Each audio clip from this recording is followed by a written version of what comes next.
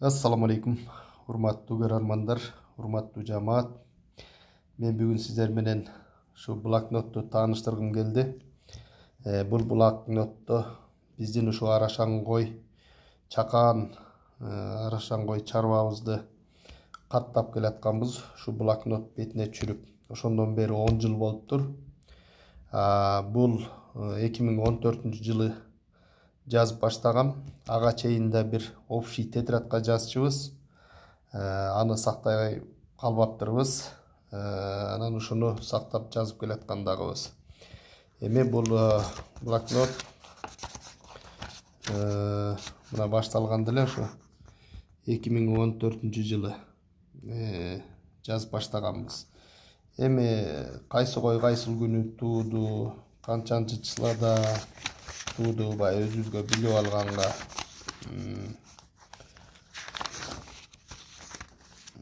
ошол тууралуу ушундай каттап келгенбиз. Бул 2015-жыл экен. Мына 15-жыл кайсы койду саттым, кайсыл кой эгиптүүчү. Бул 16-жыл экен. Мына ошентип ушул блокнотто толуп калыптыр. Кайсы кочкор кошулду, кайсы кочкорду канча жыл кармадык. Бул 2018 экен. Ошентип мынакей туугандар, бул блокнотто толуп калыптыр. Артында 3-4 барак калыптыр. Мына быйылкыны да жазып койдук, 2024 деп. Эми бул жерде өзүбүзгө билип алган жакшы экен да.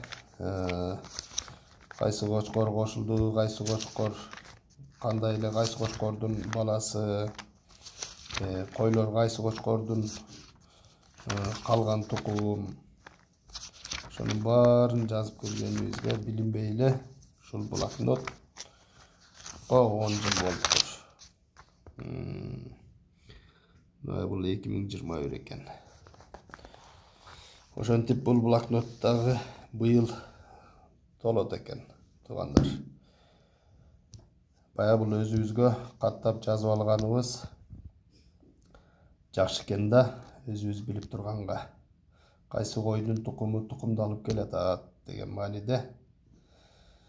Ошондой эми дагы Кудай буюрса дагы деле селекция жумушубузду келтире берели, иштей берели буюрса.